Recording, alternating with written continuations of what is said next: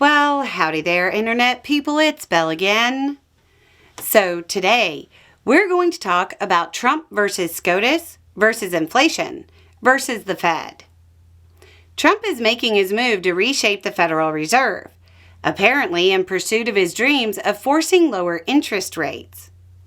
This puts him on a collision course with the Supreme Court of the United States. If Trump is successful, he'll also likely get the exact opposite of what he wants, and you'll get higher inflation. Okay, so Trump is attempting to remove Federal Reserve Governor Lisa Cook. There's a high likelihood that this move is headed to the Supreme Court, a court that has already warned Trump against this back in May, in a weird decision in Trump v. Wilcox. Back then, the court went out of its way to say that Trump's power to hire and fire didn't really apply to the Fed because it, quote, is a uniquely structured quasi-private entity that follows in the distinct historical tradition of the first and second banks of the United States. Now Trump is spitting in the face of that warning and the court itself. If the court allows this, conservative and liberal majorities won't matter anymore because Trump will have proven that he can ignore them even if they go out of their way to warn him against something in advance.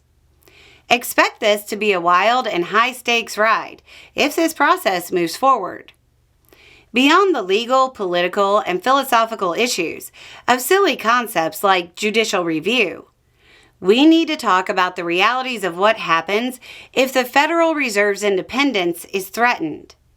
The realities of that really matter to you.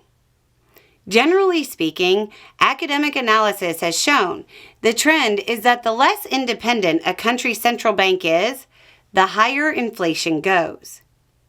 Aaron Klein, who is a senior fellow at the Brookings Institution, described Trump's move against the Fed as a, quote, kill shot at Fed independence.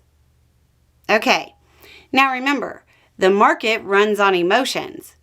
As the independence of the Fed is threatened, the emotions will say that inflation is going to go up. This will be amplified by the fact that Trump wants lower interest rates. That's the whole reason this is happening. So, he gets control of the Fed, orders interest rates cut. Investors are already expecting inflation.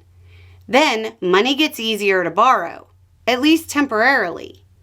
People will expect even more inflation. Then Trump finds out how things actually work. Trump wants cheap loans, lowers interest rates. People expect inflation. Bond investors will want higher yields to cover that inflation, which drives interest rates up on long-term loans. The ultimate poetic justice is that Trump's desire to get rid of what he perceives as high interest rates may very well lead to higher interest rates and higher inflation. So, what's our check against this? A Supreme Court that has shown itself to be very favorable to Trump's whims. If they stick to their warning and preserve the Fed's independence, this is a chain of events we don't have to experience. And it'll be just a thought. Y'all have a good day.